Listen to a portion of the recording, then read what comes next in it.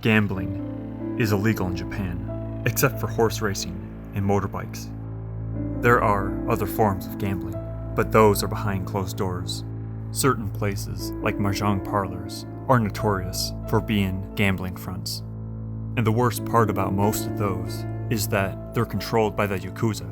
I had gambled a lot. I had won some and lost. I had just lost 1,600,000 yen. So with that on my mind, I needed a short-term solution. My father used to live in a small village named Nagoro. Hidden in the valley of Shikoku, Japan, is the village Nagoro. I had visited there twice when I was younger. My father's mother was willed a home by her neighbor. The neighbor passed away about 8 years ago, and the house still hadn't sold. When my grandmother was first given the house, we all traveled there to see it.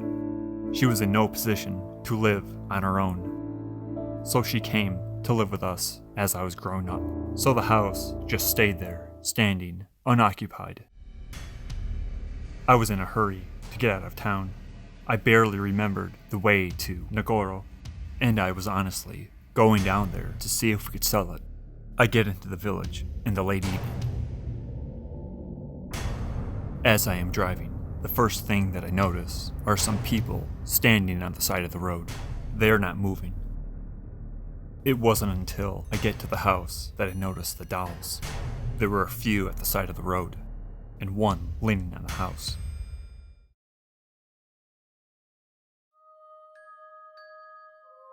I park the car and enter the house.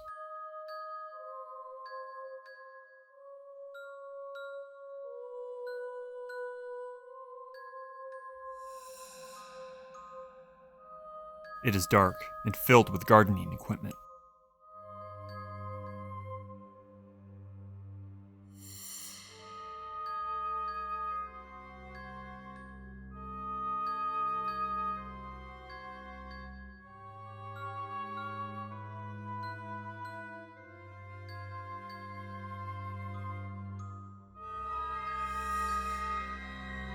The intruder of the house was the neighbor across the street.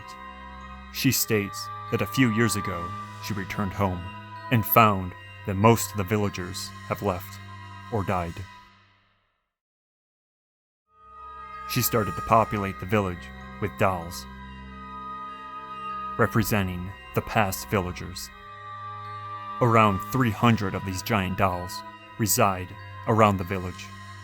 It all started when she decided to build a scarecrow for her garden, in the likeness of her father.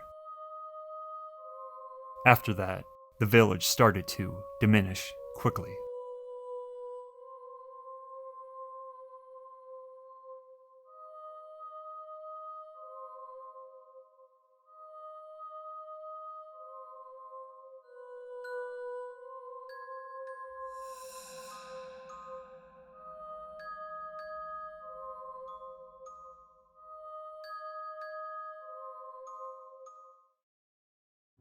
I lay down on the floor to sleep. I hear something moving outside.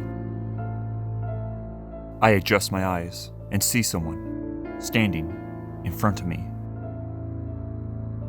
I see that it's just a doll in the corner. I must have missed it when I first got here. I see a shadow at the window.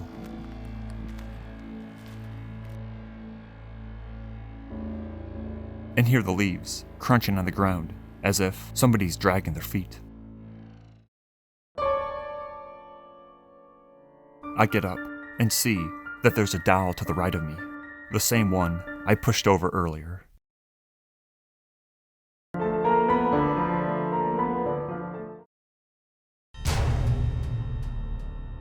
I quickly run out of there, get into my car, and drive off.